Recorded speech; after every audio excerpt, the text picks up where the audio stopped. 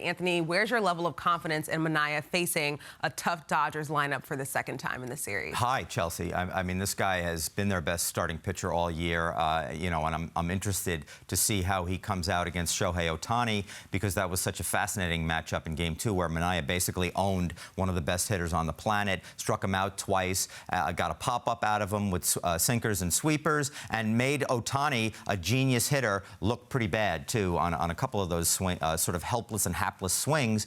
So, how is he going to react to Ohtani, who will doubtless adjust to him? I like him against the other lefties. I mean, Max Muncy hit a ball over the fence against him. But look, this is an enormous start. There's pressure on Manaea. I know there's the theme in this game that, all the pressure's on the Dodgers. Well, I'm not so sure about that. The Mets are fighting for their lives here. Manaea's got to come up big and take a little bit of care of the bullpen, which has obviously been used a lot and with good effect, Harp. Yeah, he's got to get deep into the game for them. We're going to talk about the bullpen, but and I think sometimes it can work against a pitcher seeing a team so soon after a last start. But his stuff is so good when he's on, it doesn't matter. As long as he's hitting his spots, as you said, I've never seen anybody make Ohtani look as bad as he made him look. And that's the kind of stuff he has. He only gave up 2 hits. The only danger with him is sometimes he can lose it quickly. We've seen it times during the year. He'll give up a home run and start walking people. He walked 2 guys in that 6th inning and came up.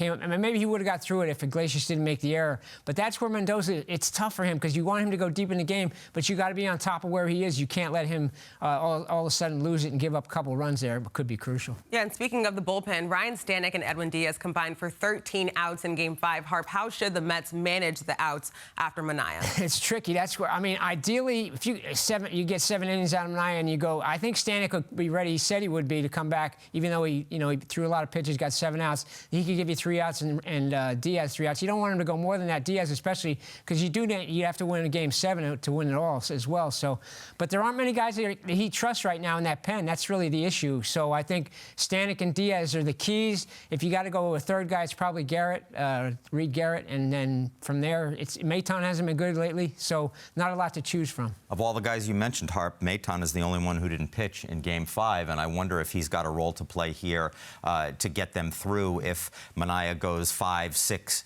innings. I definitely think that Edwin Diaz, if the opportunity is there for the Mets to pull the trigger on another 6-out save for him, I think they have to do it.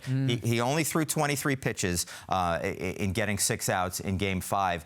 I mean, they are on the precipice right now, so they need to win Game 6, obviously, and if that is the way to do it, then they have to pull that. They have to make it happen. Yeah, this will be a huge game for their bullpen.